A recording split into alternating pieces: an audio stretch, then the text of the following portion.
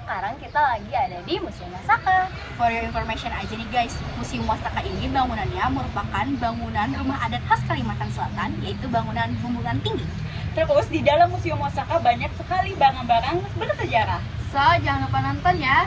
Bye-bye! Sejarah singkat Museum Wasaka. Museum Perjuangan Rakyat Kalimantan Selatan Wajah Sampai Kaputing adalah sebuah museum yang menyimpan banyak sejarah perjuangan rakyat Kalimantan Selatan melawan penjajahan Belanda.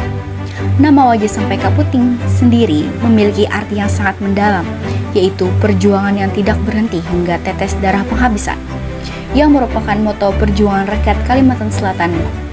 Pada tahun 1991, Gubernur Kalimantan Selatan saat itu, Insinyur Haji Muhammad Said, memiliki inisiatif untuk mengubah fungsi bangunan rumah adat tersebut menjadi sebuah museum.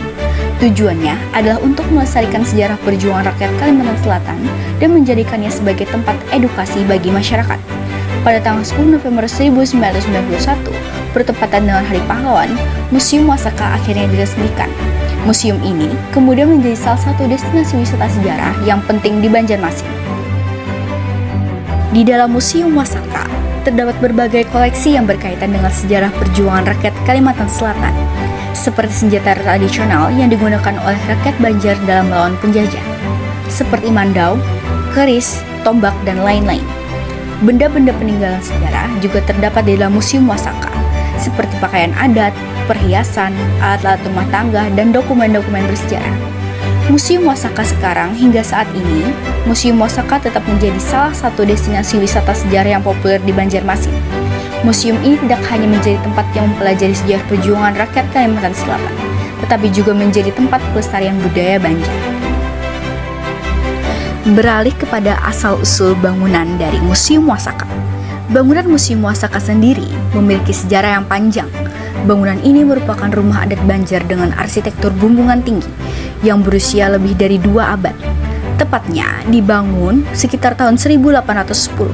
Rumah adat ini memiliki nilai historis dan arsitektur yang tinggi, sehingga sangat layak untuk dilestarikan. Rumah adat ini mencerminkan kekayaan budaya dan tradisi masyarakat Banjar di Kalimantan Selatan. Desain rumah Banjarmasin biasanya memiliki atap tinggi berbentuk limas yang melambangkan keseimbangan antara elemen alam dan manusia. Struktur ini tidak hanya indah secara visual, tapi juga dirancang untuk menghadapi kondisi cuaca tropis dengan ventilasi yang baik untuk sirkulasi udara. Rumah ini biasanya dibangun di atas tiang untuk melindungi dari banjir dan kelembapan. Interior rumah biasanya dibagi menjadi beberapa ruang. Yang pertama yaitu kelompok ruang pelataran.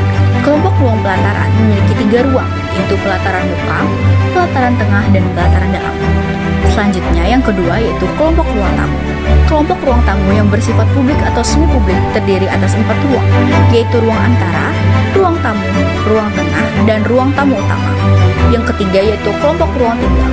Kelompok ruang tinggal atau hunian yang merupakan area yang sangat privat terbagi atas 3 ruang, yaitu ruang keluarga, ruang tidur orang tua, serta ruang tidur untuk anak. Yang terakhir yaitu kelompok ruang pelayanan. Kelompok ruang pelayanan terbagi menjadi 4 ruang, yaitu ruang saji dan ruang makan, ruang dapur, dan ruang penyimpanan.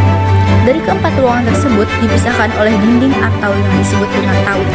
Terdapat 3 dinding pemisah dalam ruangan, yaitu dinding muka yang dinamakan tawing hadapan, kemudian dinding pembatas dalam yang dinamakan tawing halat, dan dinding pembatas dapur yang dinamakan dengan tawing pahalatan padu.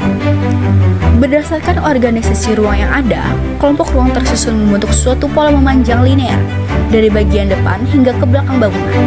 Pola ini juga menggambarkan semakin ke tengah maka akan semakin bersifat pribadi.